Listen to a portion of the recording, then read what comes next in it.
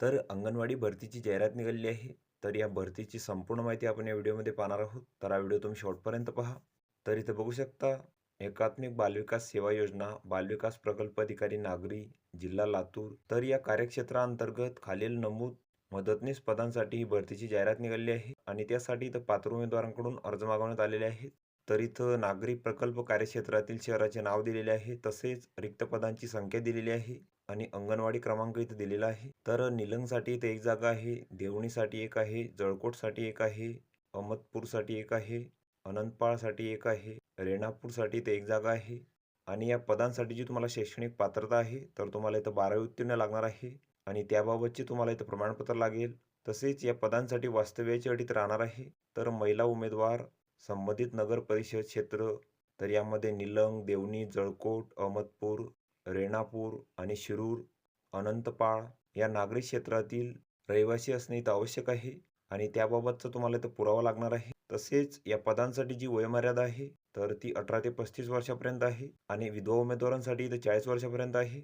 तसेच तुम्हाला लहान कुटुंबाचे प्रमाणपत्र इथं लागणार आहे. तसेच तुम्हाला भाषेचे ज्ञान लागेल. तर मदतनीस यांची जे पद आहे, तर ती ज्या अंगणवाडीमध्ये रिक्त आहे, अशा अंगणवाडीमध्ये ज्या बोलीभाषेच्या मुलांची संख्या 50% पेक्षा जास्त आहे, अशा अंगणवाडीमध्ये सदर भाषेचे ज्ञान असलेल्या उमेदवारांना इथं नियुक्ती दिली जाणार आहे. तसेच तुम्ही नमूद केलेल्या शैक्षणिक पात्रतेपैकी एक शैक्षणिक पात्रता मराठी भाषा विषयासह उत्तीर्ण असणे इथं आवश्यक आहे. तसेच उमेदवार विधवा किंवा अनाथ असल्यास त्याबाबतचे तुम्हाला इथं प्रमाणपत्र लागणार आहे.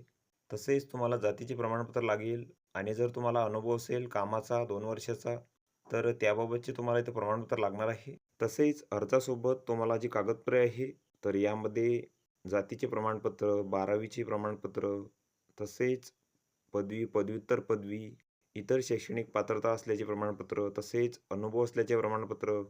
तर या सर्व कागदपत्रांचे साक्षांकित प्रती तुम्हाला इथं अर्जासोबत जोडायचे आहेत. तसेच या पदांसाठी तुमची जी निवड आहे, तर ती उमेदवारांनी अर्जासोबत सादर केलेल्या कागदपत्रांवरून, तसेच विधवा, अनाथ, जात प्रवर्ग, अनुभव, तर या प्रमाणपत्रांवरून मिळालेल्या एकूण गुणांनुसार गुणानुक्रमे पात्र उमेदवारांची शहरातील रिक्त पदांच्या संख्येनुसार इथं निवड करण्यात येणार आहे. आणि या पदांसाठी लेखी अथवा मौखिक मुलाखत इथं घेतली जाणार नाही आणि उमेदवारांना गुण देऊन त्यांची प्राथमिक यादी इथं प्रसिद्ध करण्यात येणार आहे. तसेच या पदांसाठी जे मानधन आहे, तर ते शासन निर्णयानुसार तुम्हाला इथे मिळणार आहे दरमहा. तसेच तुमची प्रतीक्षा यादी पण इथे लागणार आहे. त्यानंतर हा भरतीसाठी अर्जाचा नमुना इथे दिलेला आहे. तर हा संपूर्ण अर्ज तुम्ही इथं भरून घ्यायचा आहे. इथं तुमचा फोटो चिपकवायचा आहे. त्यानंतर इथं तुमची संपूर्ण माहिती भरायची आहे. त्यानंतर इथं शैक्षणिक माहिती भरायची आहे. अनुभव असल्यास त्याची माहिती तुम्ही इथं भरायची आहे. आणि या अर्जासोबत तुम्हाला तुमच्या कागदपत्रांची इथं साक्षांकित प्रती जोडायच्या आहेत आणि तुम्हाला तुमचे जे अर्ज आहेत, तर ते 16/4/2025 ते 30/4/2025 पर्यंत इथे सादर करायचे आहेत सायंकाळी 5 वाजेपर्यंत. आणि अर्ज सादर करण्याचे जे ठिकाण आहे, तर ते इथे दिलेले आहे. बालविकास प्रकल्प अधिकारी नागरी, जिल्हा लातूर, त्रिमूर्ती भवन, बँक ऑफ इंडियाच्या वर, पहिला मजला, उदय पेट्रोल पंपाजवळ, बार्शी रोड, लातूर.